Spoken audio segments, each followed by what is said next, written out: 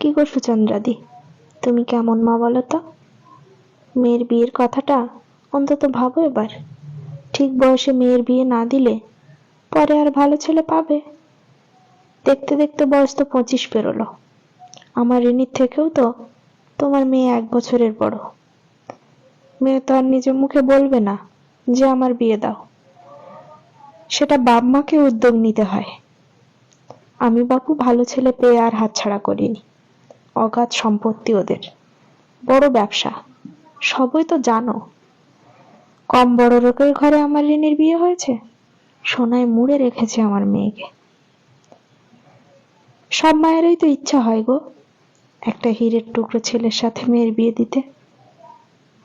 আমি তখন আমার ঘরে ঘুমোচ্ছিলাম, ঘুম ভেঙে গিয়েছিল রেবতী কাকিমার কথাতেই। রেবতী কাকিমার এমন কথায় আমার মাকে খুব নিচু স্বরে বলতে শুনলাম, সবটাই মেয়েদের কপাল রেবতীদি। দেখি মেয়ের বিয়েটা কবে দিতে পারি। মায়ের কথা শুনে রেবতী কাকিমা তখন পান চিবোতে চিবোতে আদিক্ষেতার সুরে বলল, বিয়ে না দিলে ভবিষ্যতে কি হবে বলো তো? তুমি একা মানুষ, তুমি তো আর চিরকাল বাঁচবে না। আর তোমার ওই একটি মাত্র মেয়ে। আমার তবে সেদিক থেকে নিশ্চিন্তি। মেয়ের বিয়ে দিয়ে দিয়েছি, এবার ছেলের বিয়েটাই বাকি। তবে সংসারে একটা ছেলে আর একটা মেয়ে থাকা খুব দরকার, কারণ মেয়ের বিয়ে দিয়ে দিলেও ছেলে তো কাছেই থাকবে। তাই ভাবি গো, মেয়ের বিয়ে দিয়ে দিলে তোমাকে দেখার কেউ নেই। কাকিমার কথাগুলো শুনে খুব বিরক্ত বোধ করছিলাম সেদিন। সাত তাড়াতাড়ি মেয়ের বিয়ে দিয়ে দিয়েছেন মানে একটা মহৎ কাজ করে ফেলেছেন যেন। রেবতী কাকিমার এক ছেলে আর এক মেয়ে। ছেলেও তখন ভালো চাকরি করে পুনেতে, তাই নিয়ে কাকিমার দারুণ অহংকার। সব থেকে বাজে স্বভাব হলো পরচর্চা করা, পাড়ার সমস্ত মানুষের খোঁজ খবর রাখা, যেমন কার মেয়ের বিয়ে হলো না, কার ছেলে চাকরি পেল না, ইত্যাদি ইত্যাদি। খোঁচা দিয়ে কথা উনি বলবেনই। সব জায়গাতেই এরকম কিছু মানুষ অবশ্য থাকে। আমার বিয়ে নিয়ে আমার মা যতটা না চিন্তিত, উনি একটু বেশিই ছিলেন। তবে অবশ্য আমার মা ওনার কথাকে অতটা গুরুত্ব না দিলেও ইনিয়ে বিনিয়ে আমার মাকে আমার বিয়ে না হওয়া নিয়ে প্রায় কথা শোনাতেন। নিজের কথা বলার আগে আমার পরিচয়টা দিই, আমি ত্রিনয়নী। আমার নামটা রেখেছিল আমার ঠাকুমা। ছোটবেলায় ঠাকুমাকে বলতাম, এত নাম থাকতে এই ত্রিনয়নী নামটা কেন রেখেছিলে ঠাকুমা? ঠাকুমা বলতো, ওরে, ত্রিনয়নী দেবী দুর্গার নাম। দেবী দুর্গা 10 হাতে সবকিছু সামলাতেন। মজা করে বলেছিলাম, আমার কি 10টা হাত যে আমার নাম ত্রিনয়নী রাখলে? নাই বা থাকলো 10টা হাত, তুই তো 2 হাতেই সবকিছু সামলাবি। মেয়ে হয়ে জন্মেছিস এমন ভাবে ভাবিস না কখনো। বিয়ে করে ঘর সংসার করাটাই মেয়েদের শুধু কাজ নয়। মাদার টেরিজা, সিস্টার নিবেদিতার মতো ভাবতো। ওনারাও তো একজন মেয়ে, ওনারা নারী জাতির অহংকার। জানি না সেদিন ঠাকুমা আমার মধ্যে কি দেখেছিল। সাবেক কালের মানুষের মুখে এমন কথা শুনে আমি আশ্চর্যই হয়েছিলাম। সমাজের আর 5টা শিক্ষিত মানুষ যেখানে উল্টো কথা বলে। আমি বিয়ে করিনি। আমার বিয়ের বয়স যখন পেরিয়ে যাচ্ছে একটার পর একটা বছর, তখন কত মানুষ কত কথাই বলতো। মাকে কম কথা শুনতে হয়নি। মাও একসময় খুব বিরক্ত হয়ে উঠতেন। ও রেবতী কাকিমাই একদিন মাকে বলে বসলো, মেয়ে এত সুন্দরী, তা সত্ত্বেও মেয়ের বিয়ে দিলে না, তা তোমার মেয়ের কি কোনো সমস্যা আছে? মেয়ে মানেই বিয়ে হওয়াটাই যেন জরুরি। তা না হলে সমাজের মানুষ সেটা বাঁকা চোখে দেখবেই। সে দেখুক, কে কি বলল তাতে কান দিলে চলবে? আমি আমার লক্ষ্যেও অবিচল থাকলাম। নিজের পায়ে দাঁড়াতে হবে, নিজের পড়াশোনা কমপ্লিট করে চাকরি করার জন্য প্রস্তুত হতে হবে। ছোট থেকেই আমারও ইচ্ছে আমিও মায়ের মতো চাকরি করব। অবশ্য আমি চাকরিটা পাই, একটা সরকারি স্কুলে শিক্ষিকা হিসেবে নিজেকে প্রতিষ্ঠিত করি। তারপর থেকে কেটে গেছে জীবনের 8টা বছর। আমি সংসার পেতে এখন ঘোর সংসারী। স্কুলের টাইমটুকু বাদ দিয়ে বাকি টাইমটুকু এই সংসারেই মন দিই। হয়তো অনেকেই ভাববেন, বিয়ে না করেও সংসার? আচ্ছা, বিয়ে করলেই কি শুধু সংসার হয়? বিয়েটা যে জীবনের সব নয়। বিয়ে নামক একটা সম্পর্কে মাত্র একজনের সাথে না জড়িয়ে আমি সম্পর্কের গাঁটছড়া বেঁধেছি অনেক মানুষের সাথে, আর তাতেই জীবনের সব সুখ খুঁজে পেয়েছি। আজ আমার ঠাকুমার কথা খুব মনে পড়ে। দুহাতেই সবকিছু সামলাতে বলেছিল, দুহাতেই আর সামলাচ্ছি। মাঝে মধ্যে মনে হয় দেবী দুর্গার মতো কেন 10টা হাত আমার হলো না। নিজের সংসারের গল্পটা তাহলে বলি। চাকরি পাওয়ার পর একদিন মাকে আমি জানিয়েই দিলাম, মা, আমি সত্যিই বিয়ে করব না। মা শুনে বলেছিল, কোনোদিন তোর ইচ্ছের বিরুদ্ধে যায়নি, আর আজও যাব না। নিজের জীবন অবশ্যই নিজের মতো করে কাটাবি, তবে ছোট থেকেই মা আমার পাশে সবসময় ছিল। বাবা মারা যাওয়ার পর মাই হয়ে উঠেছিল আমার সর্বেসর্বা। তখন অনেক ছোট আমি। এক দুর্ঘটনায় আমার বাবা মারা যান। মা সত্যিই কখনো আমার ইচ্ছের বিরুদ্ধে যায়নি, আর আজও সমানভাবেই পাশে আছে।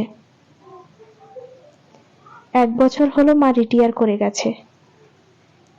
একদিন স্কুল থেকে ফিরে মা আর আমি দুজনেই চায়ের কাপ নিয়ে বসেছি। মাকে বললাম, তোমার সাথে একটা ইম্পর্টেন্ট কথা আছে।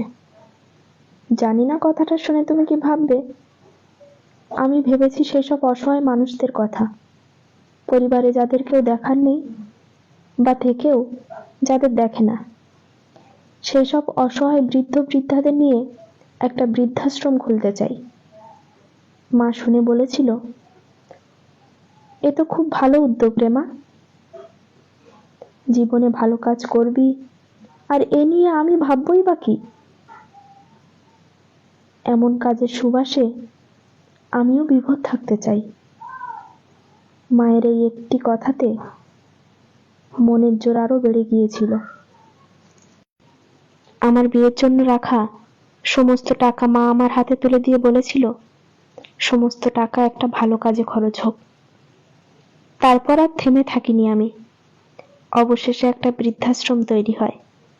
তবে আমাকে সর্বতোভাবে সাহায্য করে গেছেন আমার এক আইনজীবী দাদা, সৌমাক রায়। সরকারি অনুমোদন পেয়ে আজ থেকে 5 বছর আগে উদ্বোধন হয়েছিল এই বৃদ্ধাশ্রমের। এখন 50 জন সদস্য আমার এই বৃদ্ধাশ্রমের। হেসে গান গেয়ে আনন্দে ওদের সাথে ভালোই কেটে যায় আমার। এখন বিভিন্ন সংস্থা, এনজিও থেকে প্রচুর সাহায্যও আসে। জানেন, এই পৃথিবীতে সব কাজের মূল্যায়ন হয়, ভালো কাজেরও হয়, মন্দেরও হয়। ছোট থেকে মা একটা কথাই বারবার বলে এসেছে, কখনো নিজেকে নিয়ে অহংকার করতে নেই। মানুষ হয়ে জন্মেছ যখন, তুমি এমন কাজ করো, তোমাকে নিয়ে মানুষ অহংকার করবে। তবে আজ আমি কতটা খুশি তার বলে বোঝাতে পারবো না। আমার স্বপ্নকে সার্থক করে তুলতে পেরেছি। একসময় কত মানুষ আমার লক্ষ্য থেকে আমাকে বিভ্রান্ত করতে চেয়েছিল, সমাজের গতানুগতিক স্রোতে ভাসাতে চেয়েছিল আমাকে। আজ বিয়ে নামক সংসারের ক্ষেত্রে আবদ্ধ হয়ে গেলে হয়তো আমার স্বপ্নকে সার্থক করতে পারতাম না। কত মানুষের ভালোবাসায় যে ভরে উঠি তা বলে বোঝাতে পারবো না। এই তো সেদিন সন্ধ্যাবেলায় আমার অফিসে বসে কিছু কাগজপত্র গোছগাছ করছি, হঠাৎ একজন বয়স্কা আমার নাম ধরে ডাকছে, তিনু, একবার আসবি মা? আমি সামনে যেতেই উনি বললেন, এখানে এসে আমি খুব ভালো আছি। তোদের মতো মেয়েরা আছে বলেই আরো কয়েক বছর বাঁচার স্বপ্ন দেখতে পারি। এভাবেই সেবা করে যাস, তোরাই তো নারী জাতির অহংকার। বললাম, হ্যাঁ কাকিমা, সবই তোমাদের আশীর্বাদ। অনেক অনেক আশীর্বাদ করি মা, প্রতি ঘরে ঘরে যেন তোদের মতো এমন একটা করে মেয়ে জন্ম নিক। এই আশীর্বাদটুকুই আমাকে এগিয়ে দিচ্ছে আমার কাজে। সত্যিই তো, এখানে এসে অনেকেই ভালো আছেন, আর ভালো থাকবেও। একটা শান্তিও আছে এখানে, আর সেটা নিজ মুখেই স্বীকার করলেন সেদিনের সেই রেবতী কাকিমা। হ্যাঁ, সেই রেবতী কাকিমা, যিনি আমার বিয়ে নিয়ে একসময় কত কথা শোনাতেন। আসলে বলাই তো হয়নি রেবতী কাকিমার গল্পটা। রেবতী কাকিমার ছেলে বিয়ের পর বউ নিয়ে চলে গেল বাইরে। ছেলে আসলে বাইরে থাকে, চাকরি বাকরি ছেড়ে তো বাবা মায়ের কাছে পড়ে থাকতেও পারবে না, আর বাবা মাকে বিদেশে নিয়ে গিয়ে রাখাও সম্ভব নয়। খুব স্বাভাবিক সেটা। আবার এখানে এত বড় বাড়ি, কে থাকবে তাহলে? নানা টেনশন। একদিন কাকুও মারা গেলেন হৃদরোগে। মেয়ের আবার বড় লোকের বাড়িতে বিয়ে দিয়ে সে তখন বড় লোকের বউ। মায়ের খোঁজ খবর সে নেয় না। কিছুদিন আগে ছেলে এসেছিল বাড়িতে, তারপর মাকে এখানে রেখে গেল একদিন। বিশালদা মানে কাকিমার ছেলে অবশ্য স্বীকার করেই ফেলল, অনেক বড় কাজ করেছিস ত্রিনয়নী, তোর আশ্রমে মাকে রেখে যেতে পেরে আমিও নিশ্চিন্তে থাকব। তুই তো আর আমাদের পর কেউ নোস, আমি জানবো আমার মা নিজের লোকের কাছেই আছে। অথচ রেবতী কাকিমার আজ অত বড় অহংকারের বাড়ি, থাকার লোকই নেই তাতে। হয়তো কদিন পর বাড়িটা বিক্রিও হয়ে যাবে। কথায় বলে পৃথিবীটা গোল, তাই কার সাথে যে কখন আবার দেখা হয়ে যায় কে বলতে পারে। আজ আমি অসহায় মানুষগুলোর পাশে থাকতে পারছি।